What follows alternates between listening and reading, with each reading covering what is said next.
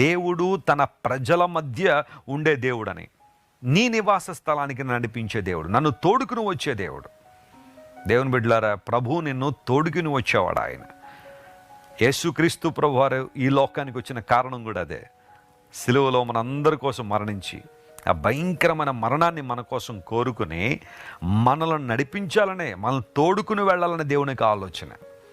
136 కీర్తనలో మాట ఉంటుంది, అరణ్య మార్గములోంచి దేవుడు వారు నడిపించి కనాను దేశాన్ని నడిపించాడనే మాట అక్కడ మనం స్పష్టంగా చూస్తూ ఉంటాం.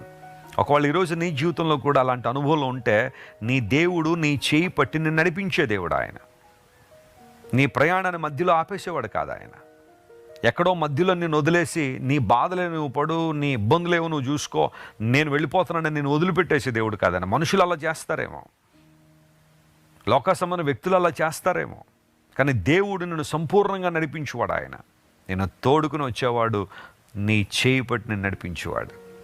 కీర్తనాకారుడు ఆ కారణాన్ని బట్టి ఇలా అంటాడు, పచ్చిక గల చోట్ల ఆయన నన్ను పరుండజేయుచున్నాడు, శాంతికరమైన జలముల యొద్దకు ఆయన నడిపించుచున్నాడని.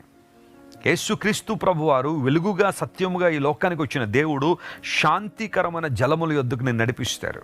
ప్రశాంతమైన జీవితం, శాంతియుతమైన బ్రతుకు, సమాధానంతో కలిగి జీవించడం, సమాధానాన్ని కలిగి బ్రతకడం. లోకంలో అనేక మందికి ఈ రోజుల్లో అన్నీ ఉన్నాయి, కానీ నిజమైన శాంతి లేదు, నిజమైన సమాధానం వారి బ్రతుకుల్లో లేదు. ఎన్నో గొడవలు, గందరగోళాలు, కలవరాలు, ఆందోళనలు. రాత్రికాల సమయంలో ఆ డ్రగ్స్ తీసుకోకపోతే చాలామంది నిద్రపడడం లేదు, ఎందుకంటే మనసులో ఏదో గలిబిలి, ఆందోళన. కానీ ప్రభువుని అంగీకరించిన వారు శాంతియుతంగా, సమాధానంగా బ్రతకడానికి దేవుడు సహాయం చేస్తున్నాడు. అందును బట్టే యేసుస్వామి పిలిచారు, ప్రయాసపడి భారం మోసుకుంటున్న సమస్త జనులారా నా యొద్దకు రండి, నేను మీకు విశ్రాంతినిస్తానని. ప్రియ సహోదరి సహోదరుడా, ఒకవేళ ఈరోజు నీ జీవితంలో విశ్రాంతి లేకపోతే, సమాధానం లేకపోతే, శాంతి లేకపోతే, రా, ప్రభు నిన్ను పిలుస్తున్నాడు. తన మహిమగల, శక్తిగల ఆత్మచేతను నింపి తన రాజ్య నిర్మాణంలో, తన రాజ్య విస్తరణలో నిన్ను వాడుకునే దేవుడు ఆయన. ఈరోజు ఈ వాగ్దానాన్ని క్లెయిమ్ చేసి ప్రభువును స్తుతించండి. అసాధారణమైన అద్భుతాలు మీ జీవితంలో జరగాలని మీకోసం పట్టుదలగా ప్రార్థన చేస్తున్నాను.